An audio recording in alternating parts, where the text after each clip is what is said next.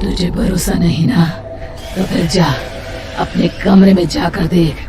तेरे पलंग के नीचे तुझे तेरी माँ की हड्डियाँ मिलेंगी। प्रभात दौड़कर अपने कमरे में जाता है और अपने पलंग के नीचे देखता है।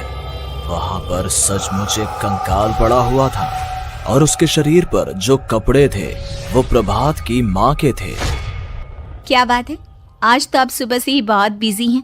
ऐसा क्या लिख रहे हैं? बस एक फैमिली की कहानी लिख रहा था। जैसे हमारी फैमिली है ना, तुम, माँ और मैं, लेकिन थोड़े अलग तरीके से, क्योंकि ये कहानी हॉरर है और इसमें जो आदमी है ना, मैंने उसकी बीवी को मार दिया है। मतलब कहानी में ऐसा लिखा है। और जानती हो, उसके बाद जो बीवी है ना, वो एक बुरी आत्मा बन जाती है। क्या बेटा, इस तरह की डरावनी कहानियां क्यों लिखता है तू? जानता है ना, हम जो सोचते हैं, जो लिखते हैं, हमारा दिमाग पूरा दिन वैसा ही होता रहता है।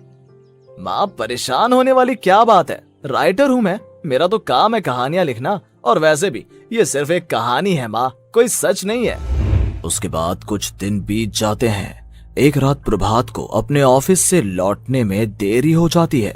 रात के लगभग 12 बजे हुए थे। प्रभात जैसे ही अपने घर पहुंचता है, उसने देखा कि उसकी पत्नी दुर्गा डाइनिंग टेबल पर उसका इंतजार कर रही है। आ गए आप? कब से आपका इंतजार कर रही थी। देखिए ना, खाना भी ठंडा हो गया है। अरे दुर्गा, आज तुमने अपने इतने लंबे लंबे बालों को खोलकर क्यों रखा है? तुम तो हमेशा अपने बाल बांध कर रखती हो।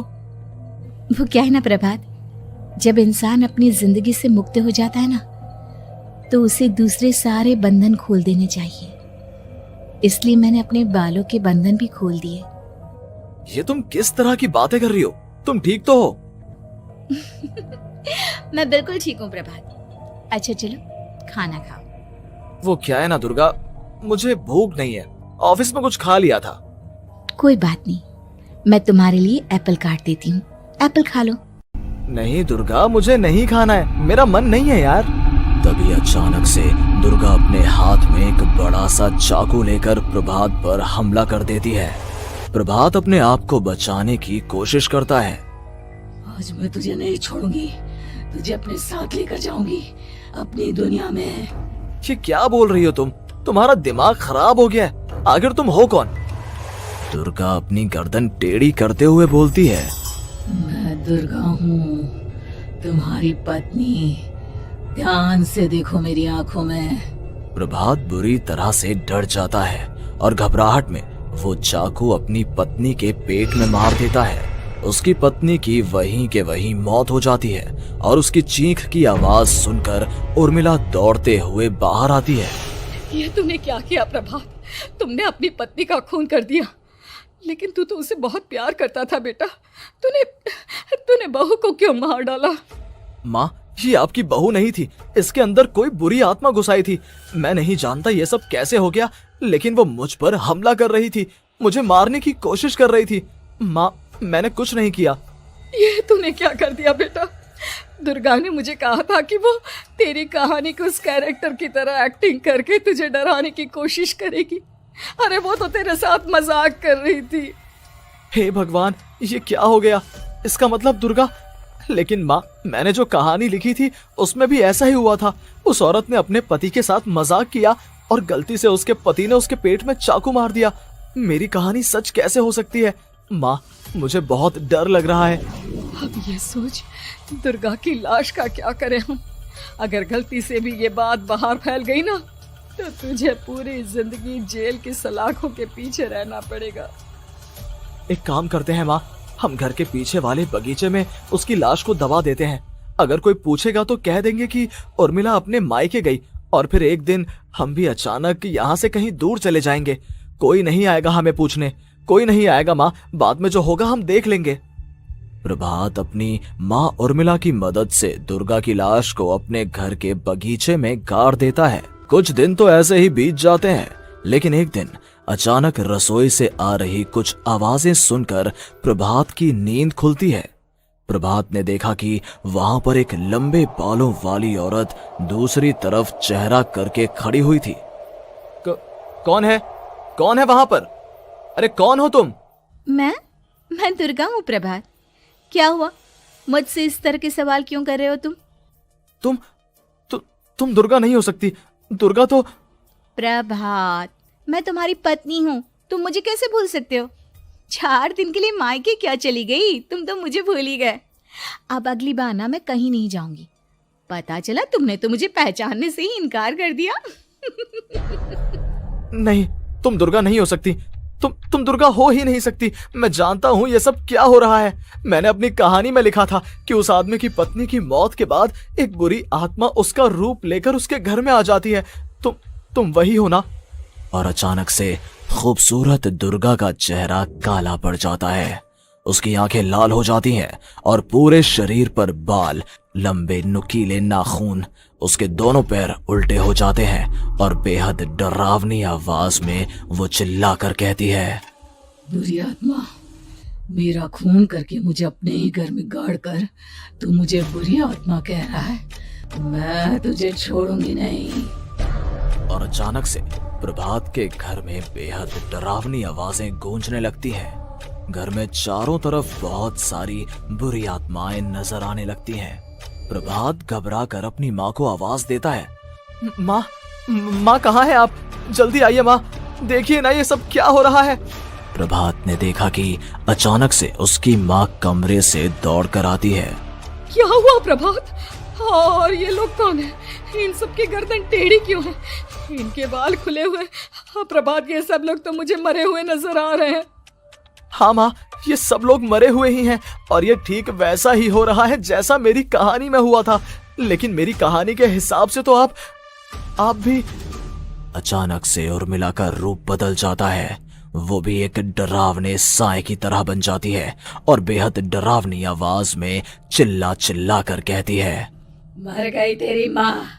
जानता है, कल रात जब तू सो रहा था ना, तो मैंने उसके शरीर का सारा खून पी लिया। अब बस हड्डियां बची है उसके शरीर में। नहीं, ऐसा नहीं हो सकता, ऐसा बिल्कुल नहीं हो सकता। मेरी माँ नहीं मर सकती। तुझे भरोसा नहीं ना? तो फिर जा, अपने कमरे में जाकर देख। तेरे पलंग के नीचे तुझे तेरी माँ की हड्डियां मिलेंगी। प्रभात दौड़कर अपने कमरे में जाता है और अपने पलंग के नीचे देखता है। वहां पर सचमुच एक कंकाल पड़ा हुआ था और उसके शरीर पर जो कपड़े थे वो प्रभात की माँ के थे। माँ, अब मुझे कुछ करना पड़ेगा। लेकिन मेरी कहानी में लिखा था कि माँ की मौत मेरे हाथों से होगी, पर माँ तो पहले ही मर चुकी है और वो बुरी आत्मा मुझे भी मार देगी।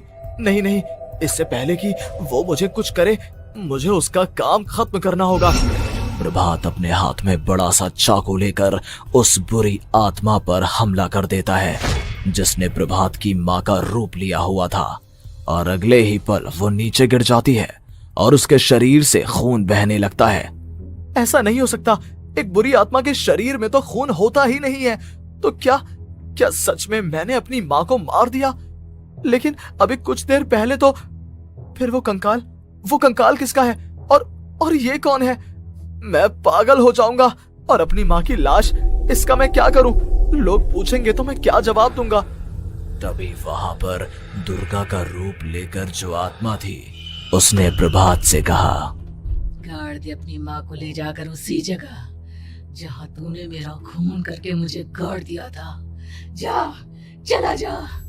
घबराया हुआ प्रभात पागलों की तरह अपनी माँ की लाश को लेकर बगीचे में गाड़ देता है। प्रभात की हालत पागलों जैसी हो जाती है। वो अपने आप को अपने घर में बंद कर लेता है। कहानी के हिसाब से तो आगे ये हुआ था कि कहानी लिखने वाले ने उन बुरी आत्माओं से डरकर आत्महत्या कर ली थी। तो क्या मैं भी मर जाऊंगा? क्या मैं भी आत्महत्या कर लूंगा? एक काम करता हूँ, मैं अपनी कहानी का अंत बदल देता हूँ। हाँ, ये मैंने पहले क्यों नहीं सोचा। मैं लिख दूंगा कि कहानी को लिखने वाला आत्महत्या नहीं करता, बल्कि कहीं दूर जाकर नए सिरे से अपनी जिंदगी शुरू करता है। यही सोचकर प्रभात ने अपनी लिखी हुई कहानी को बाहर निकाला और उसे पढ़ना शुरू किया। ये देखकर वो हैरान रह गया कि कहानी का क्लाइमैक्स तो किसी ने पहले ही बदल दिया था। ये क्या? इसमें तो लिखा हुआ है कि आखिर में उस लेखक की पत्नी और माँ दोनों बगीचे में जिंदा दफन थे।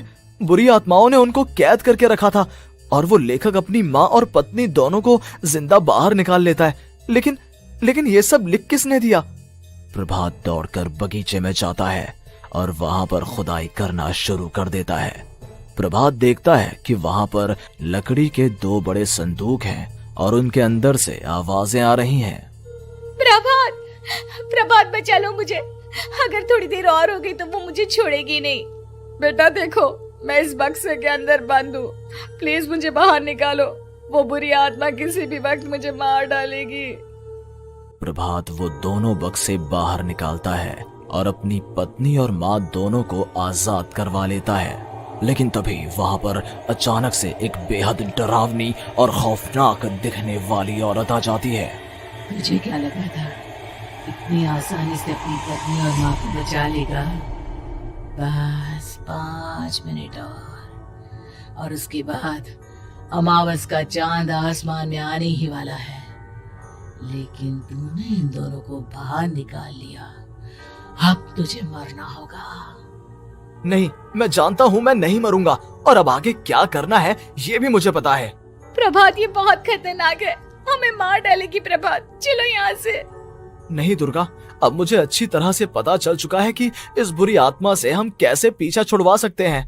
और इतना कहकर प्रभात अपने हाथ में पकड़ी हुई सिंदूर की थैली उस बुरी आत्मा के ऊपर उछाल देता है। कुछ ही देर में वो जमीन पर गिरकर राख में बदल जाती है। ये सब क्या हो रहा था बेटा? ये सब तुम्हारी लिखी हुई इस कहानी की वजह से हुआ है ना? नहीं माँ, पहले मुझे भी ऐसा ही लगा, लेकिन बाद में पता चला कि बरसों पहले हमारे इस बगीचे की जमीन के अंदर किसी को जिंदा गाड़ दिया गया था और बस उसी औरत की आत्मा हमें परेशान कर रही थी। उसी ने मेरे शब्दों में जान डालकर उस कहानी को जिंदा कर दिया था। मुझे माफ कर दो प्रभात, मैंने आपकी कहानी के साथ छेड़छाड़ की थी और उसे बदल दिया था। माफी मांगने की जरूरत नहीं है दुर्गा, तुम्हारे उस बदलाव की वजह से ही आज हम सब जिंदा हैं, क्योंकि आखिर में कहानी में वो हुआ जो तुमने लिखा था।